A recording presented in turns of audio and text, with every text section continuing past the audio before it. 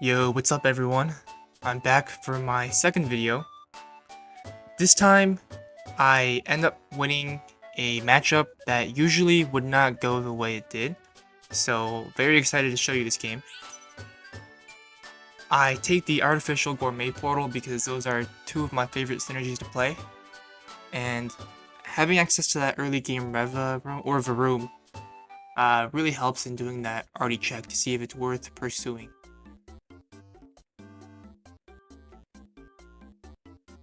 Have some nice items here. I usually like to prioritize heart scales, so I end up choosing that swine up right off the bat. Heart scales are super versatile. You can make rocky helmets, which completely negate critical damage, so sometimes you can counter entire sets if the opponent has their main carry as a crit caster. And also, if you want to go a more offensive route, you can go Flame Orb or even safety goggles to prevent some status. I pick up two pretty strong early game poison units in Varoom and Nidoran. So, going with the water start to begin with, but if I find one more poison unit like a Weedle, then I can play an early game poison comp, which early game you really want to be win streaking.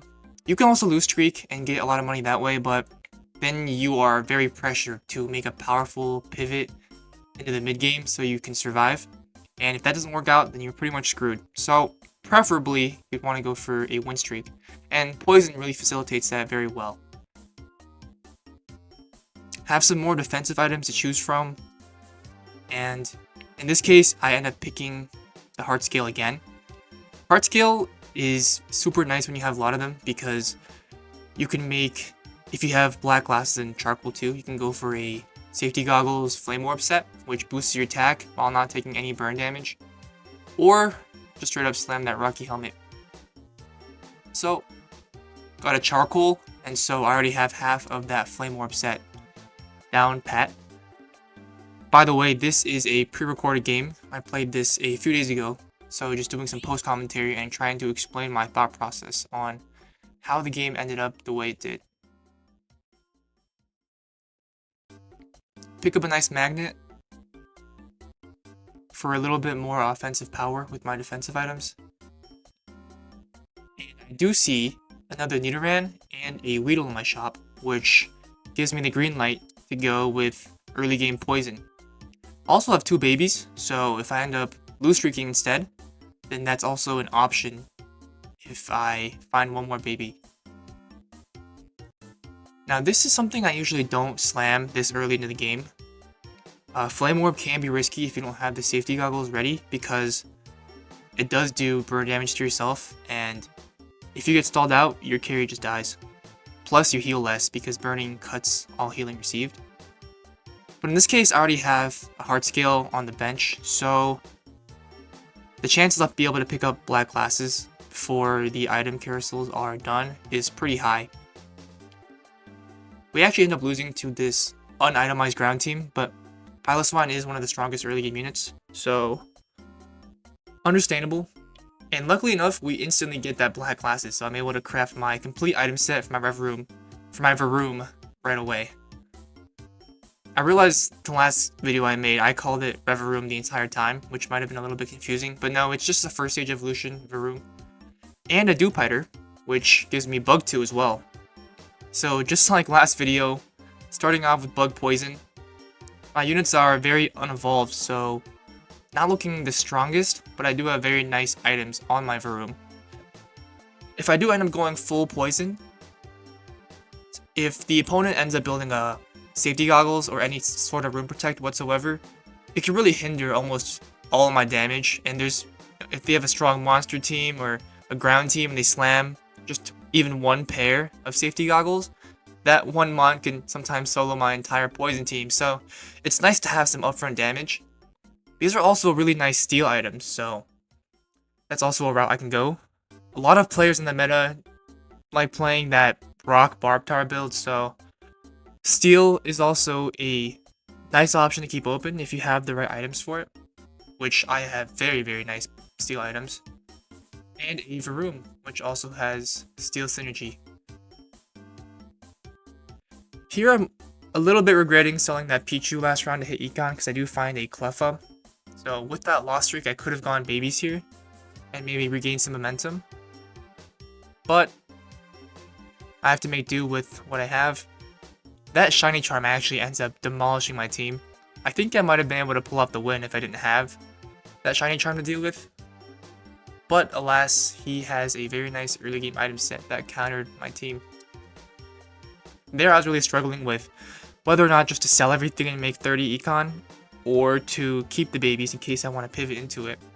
But I end up taking the -1 econ, which in retrospect probably wasn't the best choice because at this point it's getting a little bit late and I could still go for babies and it still could be worth it, but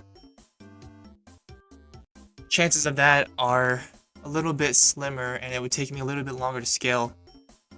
Either way, I do have some nice poison units on the bench, as well as a Bulbasaur in the shop. So vertical poison still could be a nice option to go with. This is a very strong grass team with a very bulky Chespin.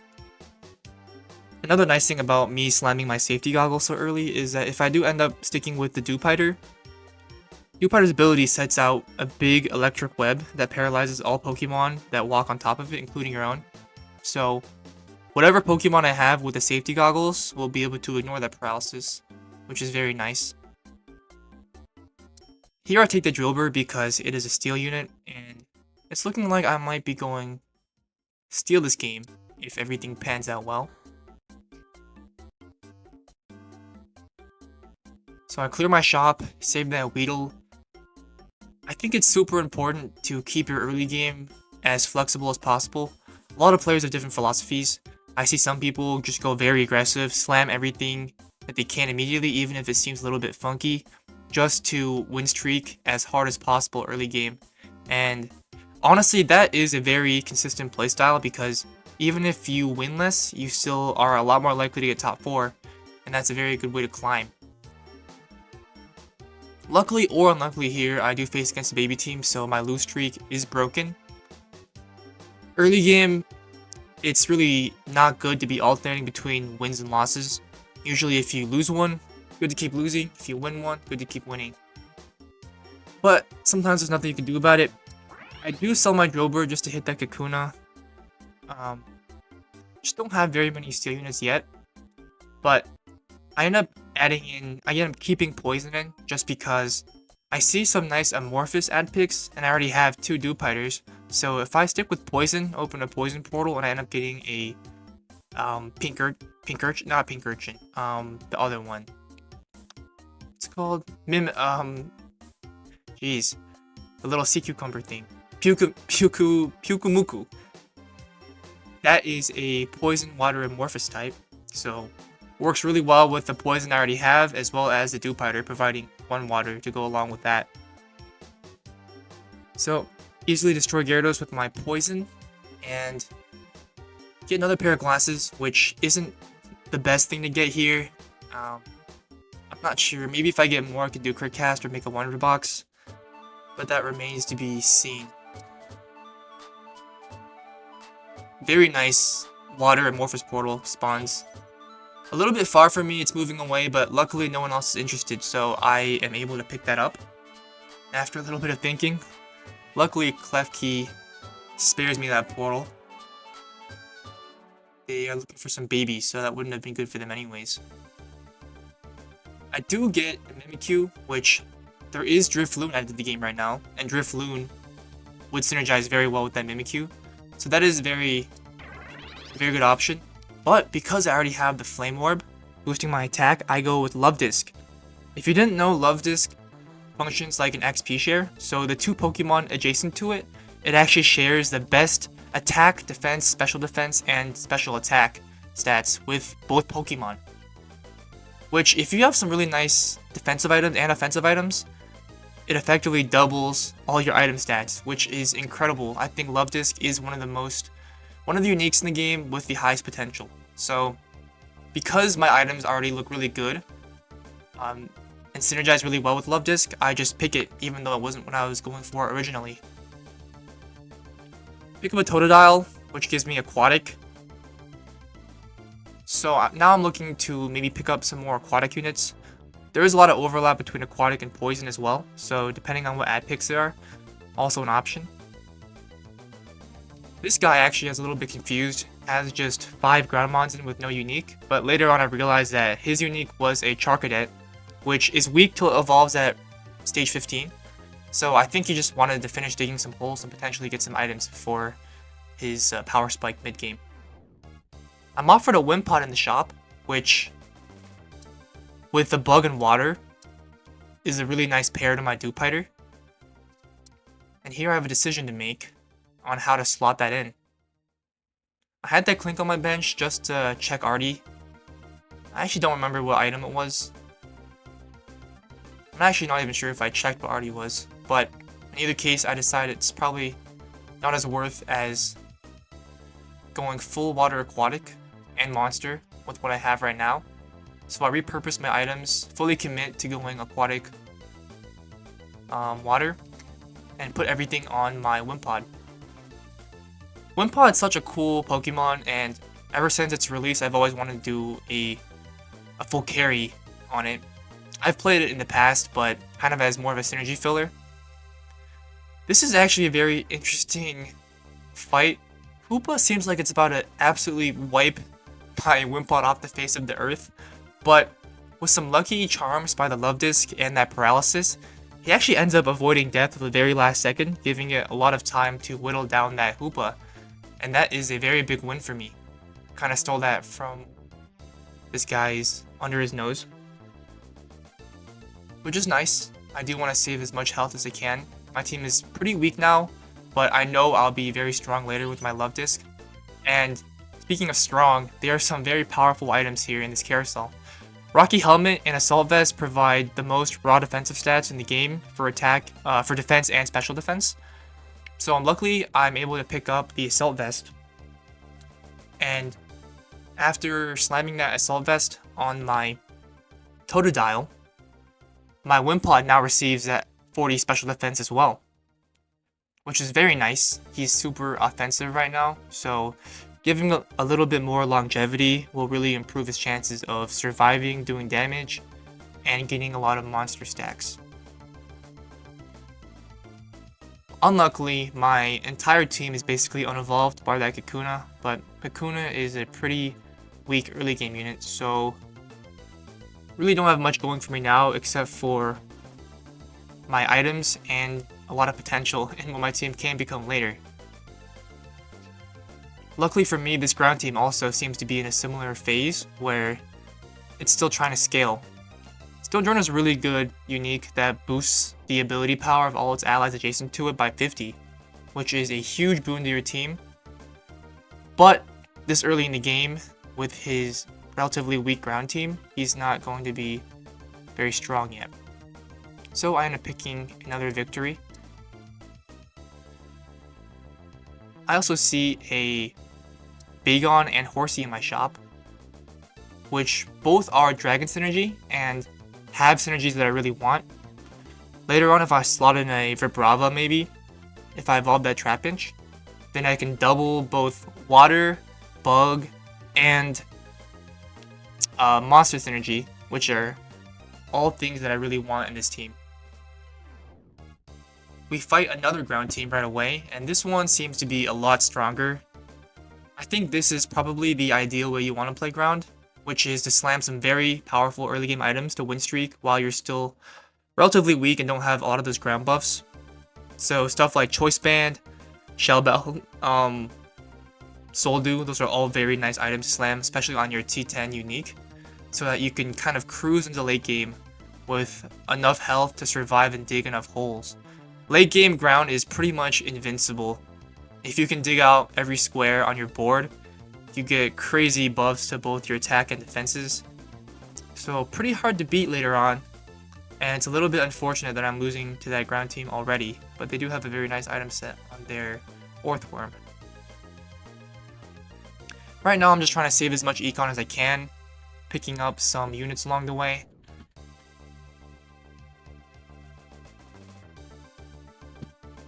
big priority here is to get a Glycopod as fast as I can, but it is an epic pick, and epic picks that are 2 stages are notoriously difficult to find sometimes because there's so little of them available in the pool. So I'm definitely not looking to commit to a big roll down anytime soon. I'd like to be at least level 7 or 8, preferably 8, so I have a better chance of hitting that Glycopod later on. I pick up a Seadra, which is very nice, and I complete my Rocky Helmet, which that Assault Vest Rocky Helmet combo is the perfect thing you want to see if you have a LUV disc. Now my Wimpod also receives the same insane attack and defense, and special defense that the Totodile has. And one lucky click of my reroll button gives me a lot of nice units. I replaced my Kakuna with the Venipede, which is a much better bug poison unit. And I'm sitting at a 4 bug, 4 water, 2 monster, 2 aquatic spread. And it looks like I ended up forgetting to put in my last unit. I actually make this mistake a lot, especially if I'm playing Psychic, because Psychic you have a lot of unknowns and a lot of units enter and leave your board. So it's good to get into a habit of putting your strongest units on the left of the board, because that's where the game automatically picks up units to place in if you are lacking a unit on your board. In this case, I make a little bit of a mistake, but that Seadra wouldn't have made a big difference anyways, so really not too worried about that mistake.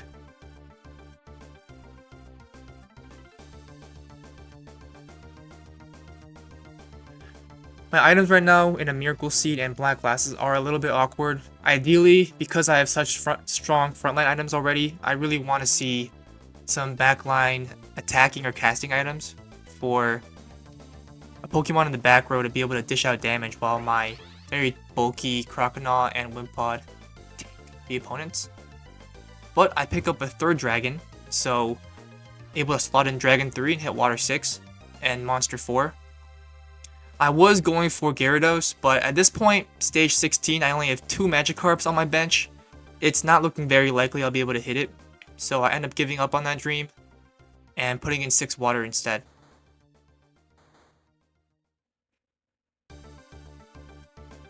This grass team looks pretty fleshed out too. We have a Maractus with a very nice item set. Shell Ball in particular is very nice on Maractus because when it casts its ability, kind of functions sort of like a Sticky Barb, and that Shell Bell heals up for every single Pokemon attacking it in melee, which makes it very bulky.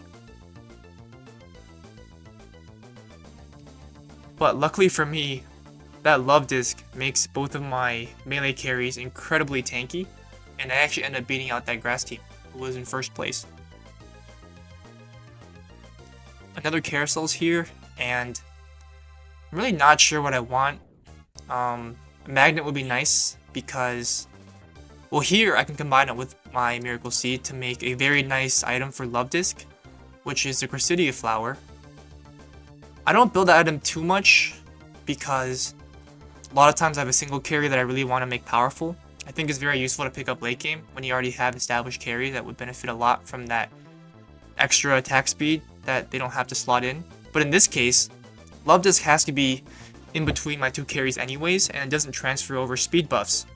So having that Gracidia Flower to buff my 2 strongest mons is actually pretty much perfect. As you can see, my synergy bar looks very beautiful right now. And I actually pick up a Glycopod with some last minute rolls, which is a huge pickup. The overall strength of my team is boosted by a lot now. This guy actually went Baby 7, and so he has a very strong Violite Pawniard that almost one-shots my super tanky Glycopod because it does true damage. But nevertheless, my team is still a little bit too much for this baby team to handle. Luckily for me, because they are very close to death at only 15 health left, and I really do not want that team to scale, because the Violite is pretty powerful if you can get it on the right mon. Luckily, he couldn't find a Bisharp before he had to slam that. I'm assuming he just put it on there just to maybe help save some health. But he's at a point where it's very hard for Baby 7. I think it's one of the hardest points you could play where you get your golden egg and you just have to survive till you can flesh out your team and sweep the lobby. But luckily for me, a lot of players here are already pretty strong, so they have not had the best luck in stabilizing. They actually switch over the items onto a Pig Knight, which I'm not sure if I agree with. Poniard is a very strong unit, and I think probably has comparable stats to the Pig Knight. Either way, now we're against a Ghost team, which I only have 3 aquatic right now, so it's not doing too much at helping counter, but this early in the game, it is more than enough, as my very speedy mons just overwhelm this Ghost team.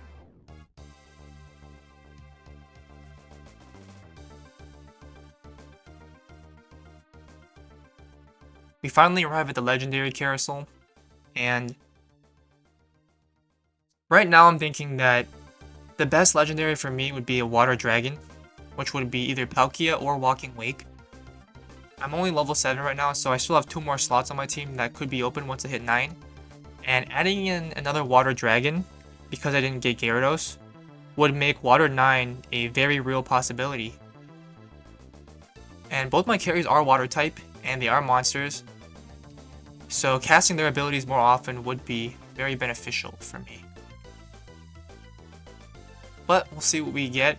I'm sure any water unit would be pretty good, as my team right now isn't super legendary dependent. I already have a very strong setup going. So I'm really not looking to hit a very huge power spike with my legendary, more so using it as a synergy filler and a very strong tank or maybe a supportive backline. Our last items are a ice and a water, so I could make a wide lens or Stardust or a scope lens, but a very nice Water Dragon portal opens up right in front of me, which I take immediately. Hopefully I can hit one of those 2 dragons with their synergies both in this portal, but we'll have to see.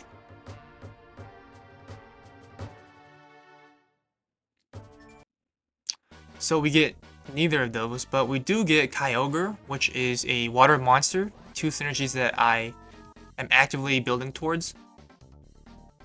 But I don't have casting items for it. I'm not willing to sell my Gliscopod or Croconaw. And so an unitemized Kyogre is relatively weak, and it would be stealing monster stacks from my other 2 units, which I'd rather have it on. So even though Kyogre seems like maybe the best pick here, I'm iffy about going with it.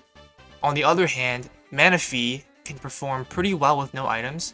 Its ability steals all the special defense and special attack buffs from the opponent. And late game, a lot of these really strong ground teams are going to have massive special defense from their ground synergy. So my thought process here is that having Manaphy would be a lot more impactful than a Kyogre here, because it'll soften up some of these bulky targets for my other monsters to take out. I make the scope lens instead of the other items because there's still the possibility I can pick up more quick cast items later on in some carousels. So I let that possibility remain open and craft that scope lens. Kind of tear through this, I think it's a ghost fossil team. But my team, because we're not very legendary dependent, I wasn't impacted too much by not getting a Palkia or Walking Wake. So my team still is very strong right off the bat. Looks like this Baby 7 player is still surviving as well. They sold their Uxie off for a Manaphy, which hopefully they'll get taken out at some point. I'm pretty sure they won't be able to survive because they're at such low health and it's pretty early late game right now. So put the ice on my Rakunid because it's very unlikely that I'll end up fully itemizing it. There's still an open slot on both my Croconaw and Manaphy, so those are much likely targets for my items later on. I've been screwed over a lot of times by putting my single leftover item component on a Pokemon that really wants that slot open for a more powerful item later on. So I'm a little bit more careful this time about putting out something that's less impactful. This is that Stone Journey team that was so weak early, but they've become a lot stronger now. And with their evolved units, they end up taking out my team. As you can see, they have 2 whole rows dug out already. So that team is definitely going to be dangerous later on. Here's this Razor Fang, so obviously that would be very nice to pair with my scope lens I already have. But looks like someone picks it up already, so I could get a Water Stone, but I go for the Power Lens instead because my Croconaut already has an Assault Vest. And if you didn't know, Power Lens will reflect any special damage that's dealt to the wearer by an increased amount based on how much special defense you already have. So with an Assault Vest, you already are reducing a lot of damage, which makes that Power Lens a lot more powerful. So end up putting it on my Croconaut. And right now my biggest priority is to evolve that Croconaut to a Feraligatr because I am sharing its defensive stats with my Golisopod. If I do get Feraligatr, then it'll make both my units much stronger. Here is the other ground team. And they have a Landorus with a very nice crit set. And now it makes sense why they picked up that Razor Fang earlier, which is a very, very strong combination on this Landorus.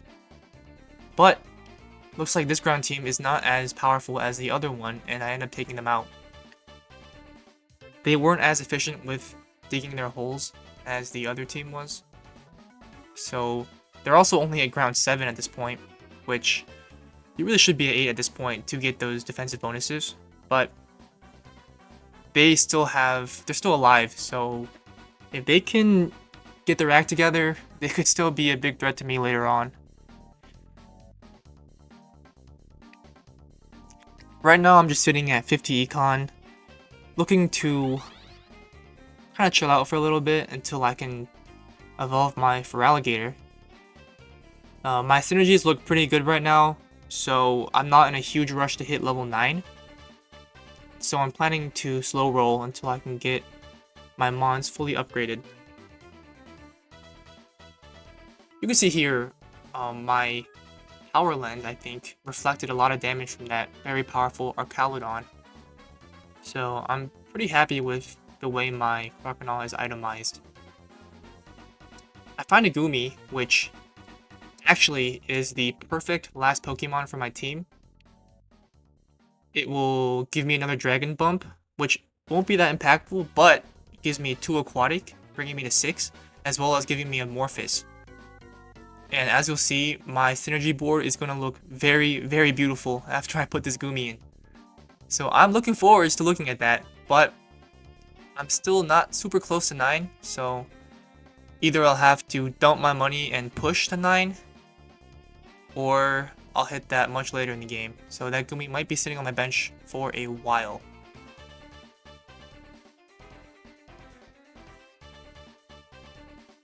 Here, I would really prefer to get mana items so my mana feed cast more often, but the red orb will help a lot in dealing a little bit more damage to those very tanky ground teams. I do a little bit of scouting to see if maybe one item might have an edge over another, but at the end of the day, it looks like that red orb is the best option, even though it's kind of looking silly next to that scope lens. It's still going to be pretty useful. I actually do dump my money and hit level 9, and as you can see, my synergies are fully filled out very perfectly. Nothing except for that one extra water is out of place, but I don't mind at all. I ended up pushing to 9 because a lot of these ground teams haven't fully scaled yet, and so I really want to beat them out before they can fully dig out their boards, which putting Gumi in is a pretty impactful change and does make my team quite a bit stronger with more aquatic healing. I think an extra wave that comes in, as well as giving me a Morphous for more attack speed on all my units. I was thinking about maybe saving for my Lodic. I made a little bit of a mistake of selling my Feebasses earlier because I do have an extra water bump, so if I do put in my Lodic, I will be at a perfect Water 6 Fairy 2, and my Lodic is a pretty strong unit to have, which will serve very well as an extra backline caster, because my front line is already plenty powerful as it is. But I do fish up a Horsey, so Kingdra is only 2 Horseys away at this point, and that could also be a very viable option. We face off against this Ghost team, which, when I checked earlier, actually had a really cool synergy spread as well. They're at Ghost 8, Fire 6, which you don't really see very often. But because I have Aquatic 6, cleansing myself of all these Ghost Curses and resetting their duration, as well as my Safety Goggles, I pretty easily sweep through that Ghost team. And I think they are out of the game.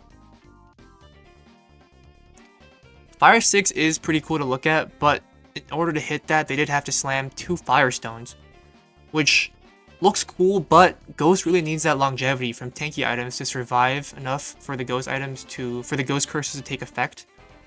And so having 2 slots be taken up by Firestones, which really aren't super impactful, I think really hindered that team's ability to stall. Luckily, we find another little Totodile, and I get a Punching Glove from the carousel. I could put it on Manaphy, but I end up putting it on Seadra because there's still a possibility I could get maybe a Reaper Cloth or a Razor Claw for my Manaphy later. And if I don't, I can always sell off my Seadra. I have one more waiting for me on the bench, and repurpose that Punching Glove back onto Manaphy. So I'm really not too worried. Here's that strong Stonejourner team once again. They have a Darkstone on their Rhydon, which doesn't feel any synergies, but is pretty cool because now it jumps around faster and can pick up monster stacks a little bit easier. And their team's looking very, very strong. End up absolutely demolishing my team, and so I am a little bit nervous. Their team already is kind of destroying me, and they're only going to get stronger. So unless I make some big changes here, get some nice upgrades, then my chances of beating them later on are really not that high. I'm debating a little bit here about whether or not to sell my Horsey and hit that 30 interest bump, but I kind of need the upgrades that I can get, and so if I can't get on my Lodic in time, which would take 5 more rounds unless I get more Dittos, it's not looking very likely that I'll be able to hit my Lodic this game. So I keep that Horsey, decide that it's worth keeping over the interest bump. And man, we're getting a lot of red orbs in these carousels, which it's not bad. It's pretty good against ground, but I just don't really have anything to take advantage of those orbs, like a heavy 80 auto attacking guy, but works pretty well on my Seadra. His ability is based off of AD. This is a fantastic roll on actually. I end up getting my Feraligatr and my Kingdra and a Dragonair. So that is a very substantial power increase in just a span of a single turn of rolling. I position my units to the left, away from behind my front line, because I do see they have a Walking Wake, which I don't want it to splash onto my back line and destroy everything. So I think that ends up working out pretty well. Their team does kind of destroy most of my team, but my Feraligatr is so tanky with its pure tank items, but also does hella damage because his attack is getting increased substantially by my Love Disc. And look at this ground board. This is such a high roll. They have a Garchomp, they have a Rock Stone, which gives them Rock Force energy, and a Poison Stone and an Ice Stone that all fit into their team. So that team is looking very, very scary here. My team also did get a lot stronger since the last time I fought them. So this potentially could be the last round of the game, but I do have one more life if I do end up losing this. But their board is pretty much capped out now. This is the strongest they're going to be. And so they're right on distracts my Glycopod in the back. As you can see, my Feraligatr almost dies, but gets healed at the last second by the Aquatic Wave, and then chomps the Nidoking to heal back to full. While it's healing itself up by getting kills, it distracts that Zygarde for eternity, and the rest of my Pokemon end up taking it out. So, normally if you showed me that endgame ground board, I would tell you that there's very little that could win against it. But I guess my Love Disc high roll did pretty well in defeating it. This was a very nice showcase of the items you want to get if you get Love Disc. I think I got pretty lucky with the items I was able to pick up and was offered in the early and mid game to be able to come up with this combination. But yeah, water usually has a very tough time beating ground, as well as monster, because those ground units are just so tanky that it's very hard to pick up enough KOs to fully heal up and buff up your monsters. But in this case, things panned out really well. That dragon board also in third place looks very scary. It had dragon 8, water 9. But I guess this just goes to show the power of Love Disc and the possibilities it can bring. So that's the game. I hope you guys enjoyed. I have a few more pretty cool games queued up that I am currently editing, but those will hopefully be out soon. So keep an eye out for that. If you enjoyed, leave a like and subscribe. I will be posting more of these videos, so would definitely be in your favor if you enjoyed this to keep that notifications on. I hope you enjoyed, and I'll see you soon. Bye.